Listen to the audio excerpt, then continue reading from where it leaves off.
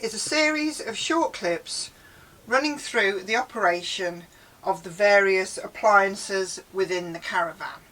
Sometimes the switches and the operation of the appliances are slightly different from what I'm going to show you now, but the caravans have all got sheets in them which detail the exact location of the switches that are relevant, and by referring to the sheets you can find out where the switches are for the particular caravan that you're in. The first thing we need to do is to turn the battery on in the caravan. Now the battery switch is in different places in different caravans. It's this switch, it's labelled car and van. You push it down to the van position and that will then put the battery on in your caravan. Next to that we have a switch labelled pump. So that needs to be on when you want to draw water. Once you've turned the water pump switch on, water comes out of the taps when you lift the lever. One thing to bear in mind, if you're on battery and you haven't got mains hookup, turn the water pump switch off each time when you've finished with the water. Basically, the water pumps are voltage sensitive, and if the battery voltage starts to drop, the water pump could start running and flatten your battery. So in this caravan, the 12 volts on and off, the water pump on and off, the battery charging, the mains electrics hot water, and the mains electric space heater isolator and your consumer unit are all in the wardrobe. So in the caravans, most of the lights have individual switches on them. So that one switches on there, there. The kitchen light in here is a push switch, and some of the lights, particularly the bathrooms, there may be switches on the lights. There's also very often either a switch on the wall or a pull switch. So it may be a two-way switch, so if you try the light and it doesn't work, then you'll need to operate the switch on the wall or the pull switch. Most of the caravans have also got two 40 volt lights at the front. This is one of them. The switch on this one is a switch on the unit, and there's also a switch underneath. Using the two 40 volt lights is a good way of actually checking that the site supply is turned on for your mains electrics, because if you try your 240 volt light and it doesn't work, then there's probably the site supply not yet been turned on. When you want to use the hot water, you can use it on either gas or mains. In both cases there's a tank on board in the caravan which needs to heat up. So you need to allow about half an hour from turning it on before you will get a tank full of hot water. If you want to use the hot water on gas, the control unit in this particular caravan is on the wall here. If it's not in the same place in your caravan, if you refer to the sheets, it will tell you where to find it. You've got a grey bezel with an off position and a flame position. So to turn it on, you turn the grey bezel clockwise to the flame. You will then hear the click, which is the boiler trying to light. If it lights successfully, you will have just a green light. If it fails, you will get a red light come on at the side of it. If it fails, there are 3 reasons for that. You haven't turned the gas on the bottle.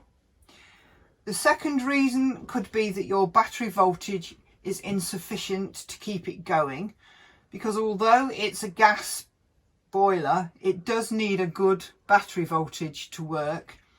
And the third thing is check that you've actually taken the cover off the outside of the caravan. If you get the red light, turn it off and try again.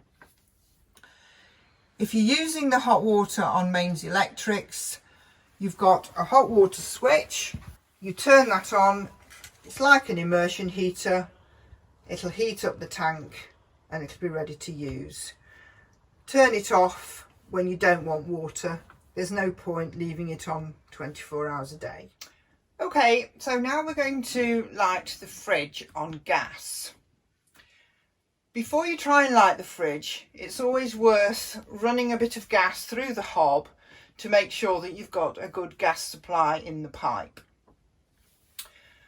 Turn the left-hand switch, which is your fuel selector switch, to the position of the gas flame. We then take the right-hand knob, and when it's about halfway around on the temperature dial, hold it in. The fridge will click until it lights.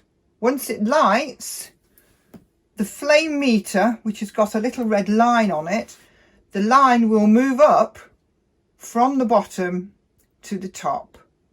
Keep your hand on the knob for between 20 and 30 seconds to overcome the flame failure device. When you release the knob, the fridge should stay lit and the little red line should stay at the top. If the line drops back down to the bottom, it means that the fridge hasn't stayed lit and you need to repeat the process by holding the knob in and letting it light again. The only time you should need to relight the fridge is if you have to change the gas bottle at the front. And if you do that, it's always worth remembering to purge the line by lighting the hob before you try to relight the fridge. If you want to use the fridge on mains electric, you simply take the fuel selector switch and turn it so that it's pointing at the picture of a little plug. So now we'll have a quick look at the cooker.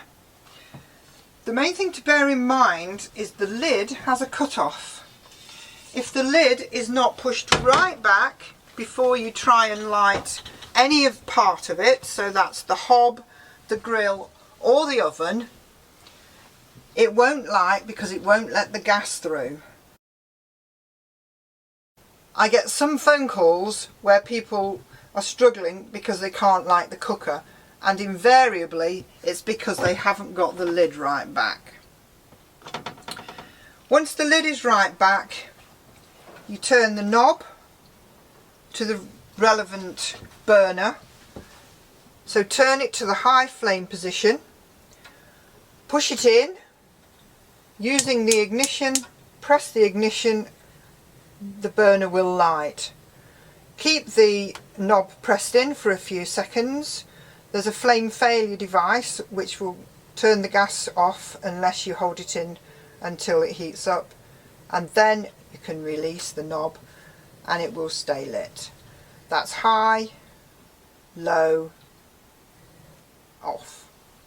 And one thing to remember is that you need to have the lid of the cooker right back, even if you're not using the hob. So if you just want the oven on or just the grill, you still have to put the lid back. So now I'm going to light the fire on gas. The gas control knob is the knob which has got a 0 and numbers 1 to 10. In order to light it, we turn to around about halfway. Push and hold that knob down, and then with the igniter button, press it rapidly a few times. If the fire is lit, when you release the control knob, you'll hear it fire up. Once the fire is lit, there's a viewing hole here, which if you get at exactly the right angle, you can actually see the flame. You can then adjust the temperature using the knob. When you release the gas control knob, if you don't hear the fire light, then you will just repeat the process. Press the igniter a few times, release, and then you'll hear it when it does actually catch. Bear in mind, when you're using the fire on gas, it gets very hot, so any children or anybody must be very careful not to touch the fire and don't drape anything over it. When you've finished with the fire, you turn the knob back as far as you can clockwise to 0. On the other side of the fire we have the fan switch. There is a little slider at the front which has got 3 positions. The left hand position is the variable position, and the speed of the fan is adjusted with the little dial. The centre position is off, and the right hand position is automatic. The fan on the fire will work at the speed that the fire wants it to. The fan blows the heat out of the vents which are located around the Caravan in various positions. And there's one on this fan at the front. So if you want to run the heating or the fire on mains electric, the first thing you have to do is locate your isolator switch. The first thing you'll need to do is turn that on. We can then focus on the wall control switch. So the wall control switch has got 3 heat settings: 2000, 1000 and 500. So you turn the outer grey bezel to select the power that you want.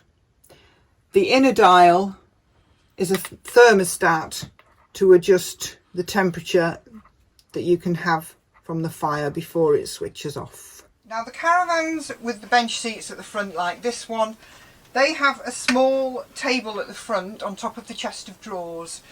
Take the top handle, pull it forward and flip the table back. In addition to this table, there is also a freestanding table which will be stored away in one of the cupboards in the Caravan. To put the legs down, press the bracket towards you, pull the leg. It locates as shown.